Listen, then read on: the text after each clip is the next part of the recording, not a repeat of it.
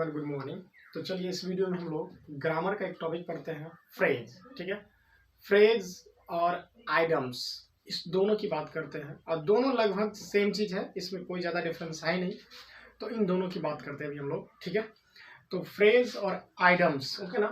देखिए, फ्रेज का जो हिंदी मीनिंग, जैसे ये दोनों टॉपिक आपको इंग्लिश ग्रामर और हिंदी व्याकरण दोनों का टॉपिक है ना।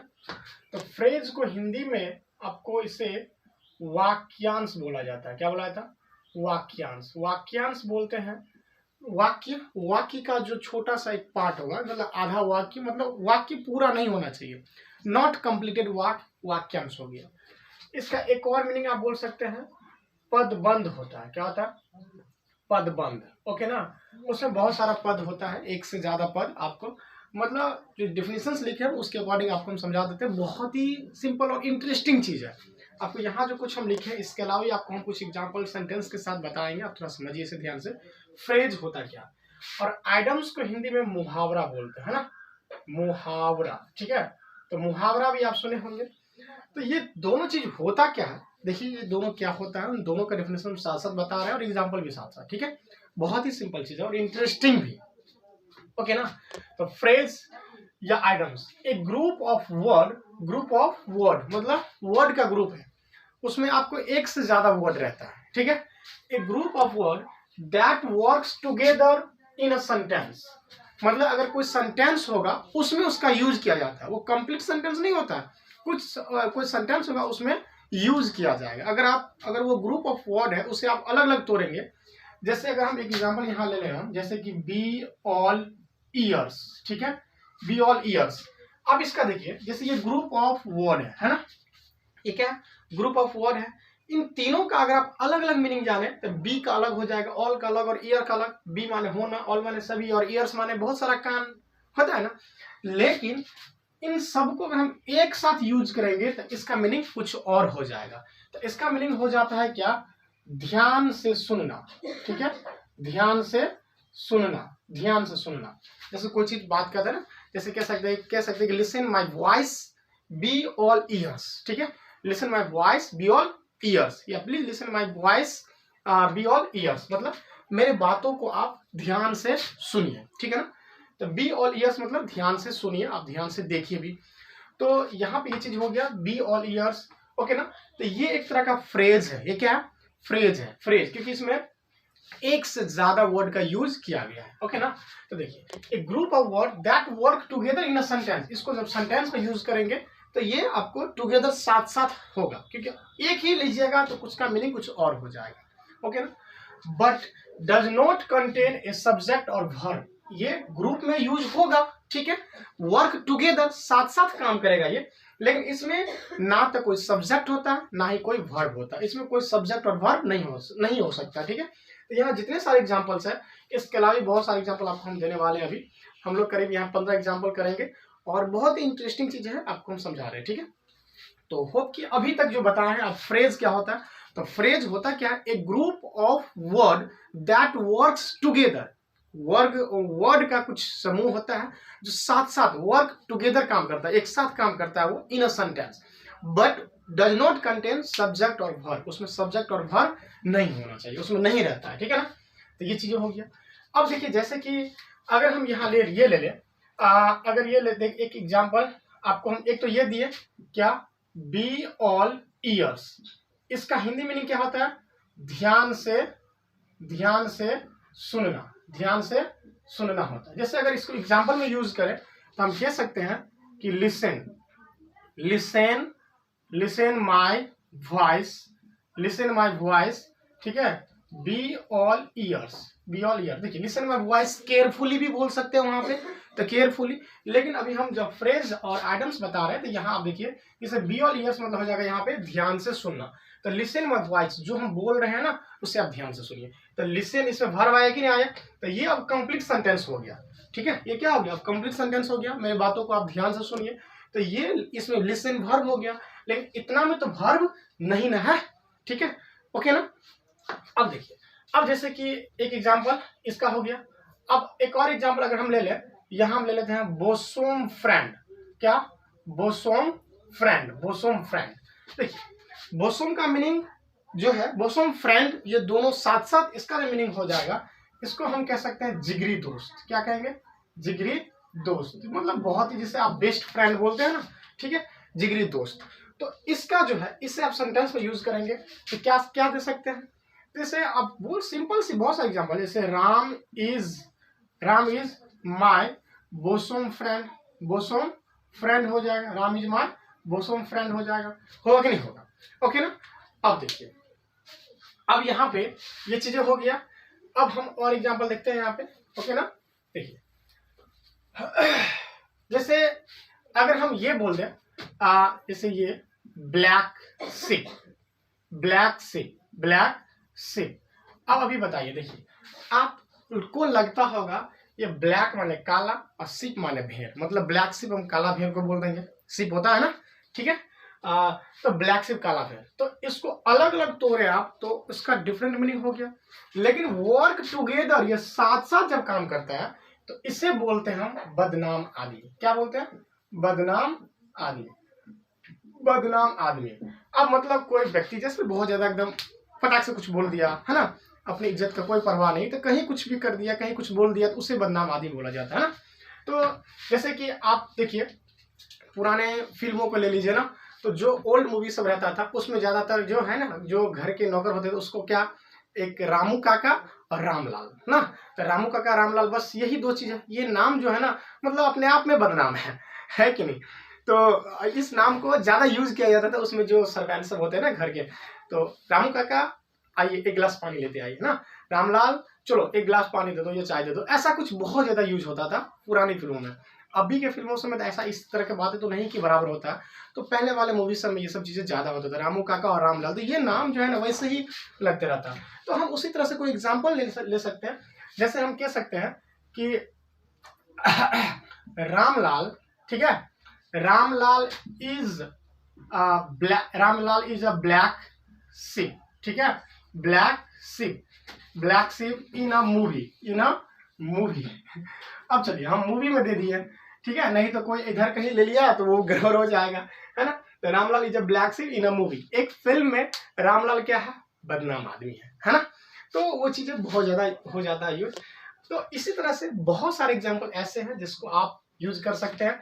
तो ये देखिए, ये ग्रुप ऑफ वर्ड है जिसमें एक से ज्यादा वर्ड है और वर्क टुगेदर, साथ साथ काम करेगा, नहीं तो अलग अलग मीनिंग तो कुछ और हो जाता है ना। तो ब्लैक शिप, तो इसी तरह से तो मुहावरा में भी होता है ना, हाँ, पेट में चूहे कूदना। अगर आप पेट का अलग मीनिंग देखें, चूहा का अलग देखेंगे, कूदना का अलग देखेंगे, तो सब अलग अलग हो जाता है ना। लेकिन तीनों को एक साथ जो तीनों चारों को एक साथ जोड़ करके पेट में चूहे कूदना का मतलब क्या हो जाता है? क्या हो जाता है? भूख लग जाता है। तो ये सब चीजें हो जाता है, ठीक है। तो Ramlal is a black ship in a movie, ये चीज हो गया। रामलाल एक बदनाम आदमी है एक फिल्म में, ठीक है। अब देखिए, चलिए यहाँ पे कुछ चीजें हैं जिसका हम आपको हिंदी मीनिंग बता देते हैं और इसे आप सेंटेंस में यूज करने की कोशिश करिएगा। देखिए, जैसे कैपिटल पनिशमेंट। देखिए, कैपिटल पनिशमेंट, पनिशमेंट का मतलब तो समझ में आता होगा आपको, जो चीजें इसमें कुछ वर्ड होगा ना, उसी से रिलेटेड कुछ ना कुछ थोड़ा सा चेंजिंग करके इसका मीनिंग होगा। कैपिटल मतलब हो जाता है बड़ा, अब पनिशमेंट, किसी को आप बड़ा पनिशमेंट क्या दे सकते हैं? उसको पीटना, घर से भगा देना, या खाने नहीं देना, कान पकड़ के खड़ा कर देना, ऐसा कुछ नहीं। अब फिर उससे बड़ा क्या? तो सबसे बड़ा पनिशमेंट क्या किसको कह सकते हैं ना, जिसे फांसी बोलते हैं ना। तो फांसी बोलते हैं, उसके उस फांसी देने के बाद कोई जिंदा रहता है? तो नहीं रहता। तो कैपिटल पनिशमेंट, देखिए आप, कैपिटल पनिशमेंट सबसे बड़ा, मतलब बड़ा से बड़ा पनिशमेंट क्या हो जाएगा? मौत की सजा। क्या हो जाएगा? मौत की सजा हो जाएगा, ओके ना, ठीक है। अब चलिए देखिए, dead of light. Dead of light का मतलब हो जाएगा आपको आधी रात को। क्या हो जाएगा? आधी रात को। आधी रात को मतलब मिडनाइट, जो 12 o'clock मिडनाइट हो जाएगा, 12 बजे रात में। Know by sight, know by sight, देखिए नो माने जानना हो जाता है, बाय साइट, साइट मतलब हो जाता है आपको दृश्य। तो अलग अलग मीनिंग तो नहीं समझना है आप। नो बाय साइट का मतलब हो जाएगा किसी को हम शक्ल से जो पहचानते हैं ना, ठीक है, शक्ल से पहचानना। मतलब अगर किसी को आप वॉइस से पहचान सकते हैं। बहुत सारे व्यक्ति ऐसा होता है जिसका वॉइस हम बार बार सुने रहते हैं ना, तो हाँ, और ये सिंगर गाना गा रहा है, पहचान जाते हैं। या उसको हम शक्ल देखते हैं तो शक्ल से भी पहचान जाते हैं। तो वही नो बाय साइट है। अब है लिव इन द लर्च। अब देखिए, लिव का मीनिंग अलग, लर्च का अलग, इन का अलग, ठीक है। तो लिव इन द लर्च का मतलब हो जाएगा, इसका मीनिंग हो जाता है कठिनाई, ठीक है, कठिनाई में साथ छोड़ना। क्या हो जाता है? कठिनाई में साथ छोड़ना, कठिनाई में साथ छोड़ना। अब जिस पे सबसे ज्यादा भरोसा करेंगे ना, वही आपको डिफिकल्ट समय में साथ छोड़ देता है, ठीक है। लेकिन सब ऐसे नहीं होते हैं, आपको उस सिचुएशन में आप इस तरह के सेंटेंस जो होता है वहां पे आप यूज कर सकते हैं, ओके ना। अब देखिए लाइट स्लीपर, लाइट स्लीपर का मतलब देखिए लाइट हल्का चीज होता है, लाइट का बहुत सारा मीनिंग होता है, ठीक है। अब लाइट कलर, ज्यादा कलर नहीं होते रहता, ठीक है। लाइट स्लीपर का मतलब हो जाता है जल्दी जगने वाला व्यक्ति। तो लाइट स्लीपर क्या हो जाता है? जिससे आप जगाएं और जल्दी जग जाए, ठीक है। तो जल्दी जगने वाला, वाला, वाली, वाले कुछ भी हो सकते हैं, वो डिपेंड करता है वहाँ आप कौन सा सब्जेक्ट है, उस हिसाब से आप उसका हिंदी मीनिंग बनाएंगे ना।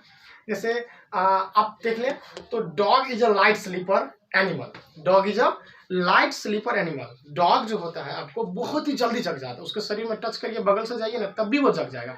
लेकिन बफालो को ले लीजिए, भैंसी को, अगर कोई व्यक्ति जल्दी से नहीं सो के उठता है तो हम लोग फटाक से एग्जाम्पल देते हैं कि नहीं भैंसी है क्या, मतलब वो भैंसी ऐसा इतना आलसी उसको बना दिया गया है ना, और सच में वो है ही। उसको मारते रहिए, पैर से मारिए, लाठी से मारिए, जल्दी नहीं उठने की कोशिश करिए, उठते ही नहीं जल्दी। तो वही चीज है, वो लाइट स्लीपर नहीं हुआ, ठीक है। उसे हैवी स्लीपर बोल दीजिए, तो हैवी नहीं बोल रहा है, मतलब लाइट स्लीपर मतलब जल्दी जगने वाला। तो लाइट स्लीपर में आप एनिमल्स में देखा जाए तो डॉग। फिर इसलिए स्टूडेंट्स में भी एक लक्षण हो जाता है ना, आपको जो स्वनिंदा, कम नींद लेने वाला व्यक्ति, तो स्टूडेंट्स में तो वो लक्षण होना ही चाहिए। और students should be light sleeper, students को एकदम लाइट स्लीपर होना चाहिए, फटाक से जग जाना चाहिए, ओके ना। चलिए फ्रेंड्स लीव का मतलब हो जाता है कि बिना बताए हुए जाना, ठीक है। बिना बताए चले जाना, बिना बताए चले जाना।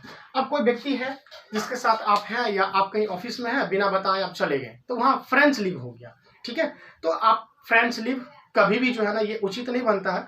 फ्रेंड्स लीव को फॉलो तो नहीं करना चाहिए, लेकिन इस मीनिंग को याद रखिए आप। फ्रेंड्स लीव मतलब क्या होता है? बिना बताए चले जाना। अब चलिए डेड टायर्ड। अब डेड टायर्ड का मतलब थकना, डेड तो टायर्ड मर थोड़ी गया। डेड टायर्ड का मतलब हो जाएगा बहुत ज्यादा थकना, ठीक है, या बहुत ज्यादा थका हुआ, बहुत ज्यादा थका हुआ। अब कहते हैं ना, अब कहते हैं कि आज मैं बहुत थक गया हूँ ना, आज मैं बहुत थक गया हूँ, तो क्या कह सकते हैं वहां पे? आई हैव डेड टायर्ड, मैं बहुत ज्यादा थक चुका हूँ, है ना, ओके ना। नैरो एस्केप का मतलब हो जाता है आप जा रहे हैं कहीं, बैक से एकदम 70 के स्पीड में गाड़ी है, और अचानक से एक गड्ढा आ गया और वहां से बच के निकल गया, तो क्या होगा? ओह माय गॉड, बाल बच गया, है ना। तो वो चीज हो जाता है। नैरो एस्केप का मतलब क्या मतलब होगा? बाल बचना, ठीक है।